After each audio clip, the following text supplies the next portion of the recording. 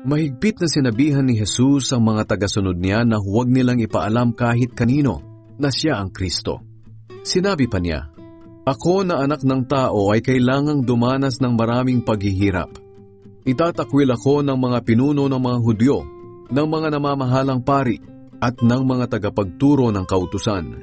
Ipapapatay nila ako, ngunit sa ikatlong araw ay muli akong mabubuhay." Pagkatapos sinabi niya sa kanilang lahat, "Ang sinumang gustong sumunod sa akin ay hindi dapat inuuna ang sarili. At dapat ay handa siyang humarap kahit sa kamatayan, alang-alang sa pagsunod niya sa akin araw-araw. Sapagkat ang taong naghahangad magligtas ng kanyang buhay ay mawawalan nito. Ngunit ang taong nagnanais mag-alay ng kanyang buhay alang-alang sa akin ay magkakaroon ng buhay na walang hanggan. Ano ba ang mapapala ng isang tao kung mapasa kanya man ang lahat ng bagay sa mundo, pero mapapahamak naman ang buhay niya? Wala.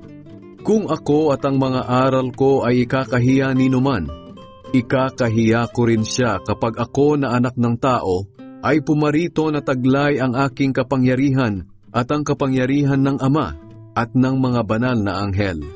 Sinasabi ko sa inyo ang totoo, may ilan sa inyo rito na hindi mamamatay hanggat hindi nila nakikita ang paghahari ng Diyos."